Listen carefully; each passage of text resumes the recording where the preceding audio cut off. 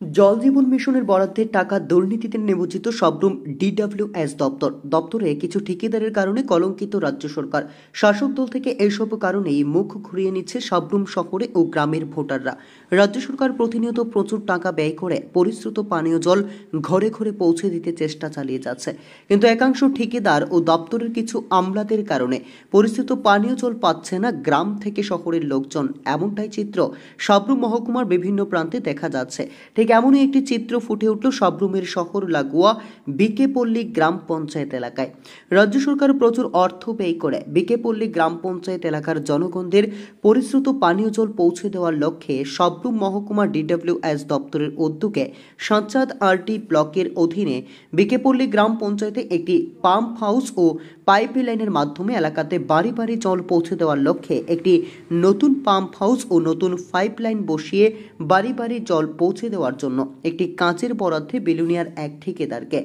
আর সেই ঠিকাদার সেই কাজ সঠিকভাবে না করে শবরুম মহকুমার ডিডব্লিউএস দপ্তরের বিভিন্ন আমলাদের বিভিন্নভাবে ম্যানেজ করে কোনো রকম কাজ ছেড়ে বিল নিয়ে চলে যায়। ঠিকাদারের পাওনা ঠিক ঠিকাদারের বুঝে নিয়েছে, কিন্তু মাঝে সেই পানীয় জলের সমস্যায় রয়ে গেছে বিকেপল্লী এলাকায়। এলাকাবাসীর মূল অভিযোগ, রাস্তার পাশে মেইন লাইন 5 ইঞ্চি পাইপ না বসিয়ে ঠিকাদার বাবু নিজের মর্জি মাফিক রাস্তার পাশে 1.5 ইঞ্চি পাইপ লাগানো হলো, যার কারণে প্রতি বাড়িতে বাড়িতে পানীয় জল সঠিকভাবে যাচ্ছে না। এলাকাবাসী বহুবার পঞ্চায়েত কর্তৃপক্ষ এবং পঞ্চায়েত প্রধান শ্রীমতী শিউলি রায়কে বারবার বলার পরও কোনো সুরাহা না হওয়ায় শেষমেশ সংবাদ মাধ্যমের সামনে মুখ খুলে। এখন দেখার বিষয় সংশ্লিষ্ট দপ্তর কি উদ্যোগ গ্রহণ করবে। বাবুল দাস। কোন জায়গায় এটা? এটা বিকেপল্লী পঞ্চায়েত। কিতা সমস্যা? সমস্যা কিতা আমরা জলের সমস্যা। জলের সমস্যা বলতে তখন ইন্ডি পুরান কিন্তু তেমনি তো পুরান হাইপ দিয়ে আগে ফিটিং করে দিয়ে এই নতুন পাম্প হাউসটা, মানে এখানে তো নতুন পাম্প হাউস আছে, এটা নতুন লাইনও ছিল না? নতুন লাইন হয়েছে নাই, নতুন লাইন হয়েছে না, নতুন লাইন দিছে পুরান লাইনতে কালেকশন করে দিছে। তখন পুরান লাইন ওই উপরে পুরা জল পুরা লিক করি একবার জল পুরা আবার ওই নিচের দিকে চলে উপর দিকে জল উঠে না।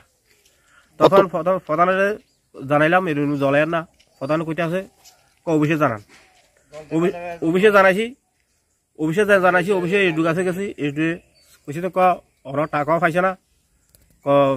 তখন ইঞ্জিনিয়ারও ফোন করে জানাইছি, ইঞ্জিনিয়ার পাইছি না, অফিসে যাই ইঞ্জিনিয়ার কইছি, ইঞ্জিনিয়ার আইসে না, কেউ আইসে না, প্রধান তো আইসে না। তখন আমরা জলের সমস্যা, জলটা এখন এত কাছে বয়ে জলটা পাই না, কি কারণে এটা আমি কতজন ফ্যামিলি আছে বিকেপল্লী পঞ্চায়েতে এটার থেকে জল খায়? অন্তত 300 হইতো না, 300 রিপোর্ট FM 24।